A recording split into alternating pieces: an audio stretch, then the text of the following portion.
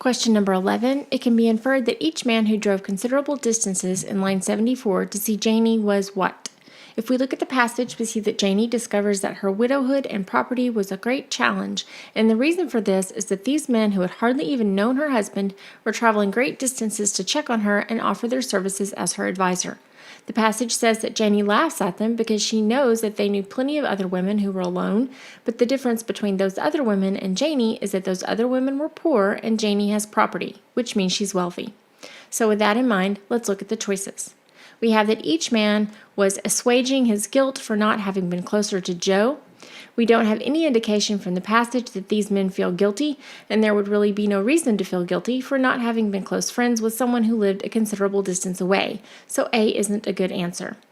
B, each man is interested in helping her preserve her financial integrity. This would have been noble of the men if that had been their intention, and it might be what the men want Janie to believe. But because it's implied that they aren't being this helpful to the poor women, this doesn't really explain their true motivations. C, each man is concerned that she might get depressed and withdraw completely from society. This has the same problem as B. Why wouldn't they be similarly concerned with the poor women if this were really what was motivating them? So C is not correct. D, is each man hoping to convince her that he would be a worthy successor to Joe?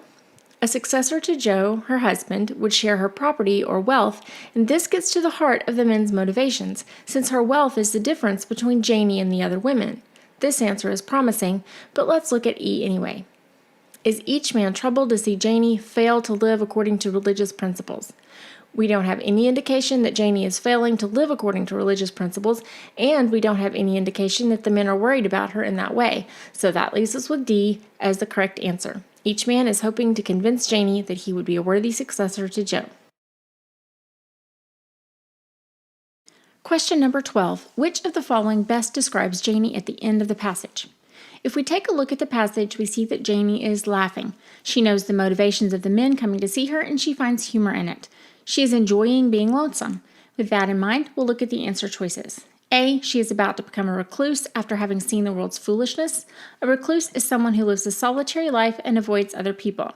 But while it's true that Janie is enjoying being lonesome for a change, she doesn't seem to be committing herself to a life of solitude as a result of having seen the world's foolishness. In fact, nothing is mentioned about Janie thinking of the world as foolish at all, so this answer is incorrect. B, she feels free from social constraints and confident about the future. Janie's laughing at the men coming to see her, and she doesn't mind being alone. This indicates that she isn't inclined to remarry, and this is going against the societal norms. So she does seem to feel free of social constraints. And she's enjoying being lonesome, which means that she's not afraid of being alone. She is confident that she can be on her own and be all right. So B is certainly a good answer. C, she's laughing and enjoying being lonesome, so she isn't bitter. D, she has concluded that material wealth is not necessarily evil. Doesn't make sense because we have no hint that material wealth being evil is anything that Janie ever thought to begin with, so D is wrong. E, she is determined to ignore the intervening years and be childlike again. We have no hint here of Janie determining to ignore the years of her marriage. Also, enjoying being lonesome is not necessarily childlike, and it's different than what we do know of Janie's memory of her early life in lines 37 and 38 when she was getting ready to go on a great journey to the horizons in search of people. So E doesn't fit. That leaves B as the best answer, and it is the correct one. Janie feels free from social constraints and confident about the future. Question number 13. The tone of the last two paragraphs, lines 70 through 80, is best described as what? We have the literary term tone here, which is referring to the author's attitude toward the subject. Our choices are cynical exaggeration, gentle sarcasm, ironic anger, forced glee, and feigned sympathy. We already know from our work with the last two questions that Janie is feeling confident in the last paragraph. We know that she's looking forward to the future, being lonesome for a while, and that she's finding humor in the situation of the men who are traveling considerable distances in hopes of replacing her husband and thereby sharing her wealth. So let's look at the choices. A, nothing is being exaggerated here, so we can eliminate this answer. B, gentle sarcasm. The author does speak of the men driving considerable distances to ask after her welfare and offer their services as advisor. The men are not truly concerned about her welfare, so this can be construed as sarcasm. Janie understands their motivation, but she laughs at them, so she isn't feeling angry or bitter. This makes the sarcasm gentle rather than harsh, so gentle sarcasm is a good answer. C, there is no anger, ironic or otherwise. Janie is feeling confident and finding humor in the men's actions, so C is not correct. D, forced glee. Glee can certainly include laughter, but even though Janie laughs, there's nothing forced about it. This won't work. E, feigned sympathy. Feigned means insincere or pretended. Neither the author nor Janie pretend to be sympathetic toward the men, and the author is not pretending to be sympathetic toward Janie, so this won't work either. That leaves us with B, gentle sarcasm, as the only answer that will work.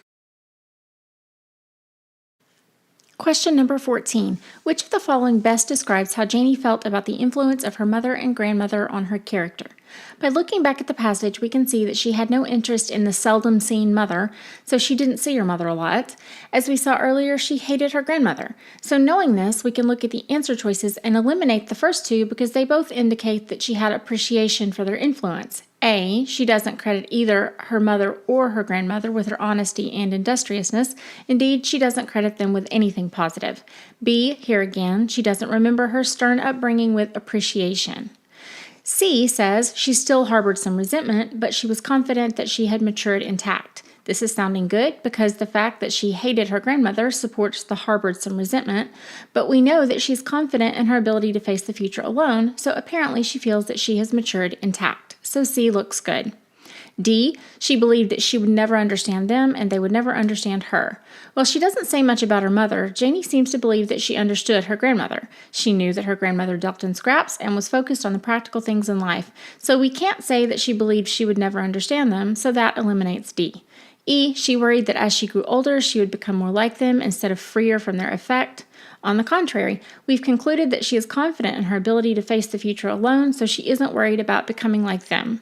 That leaves us with C as the correct response.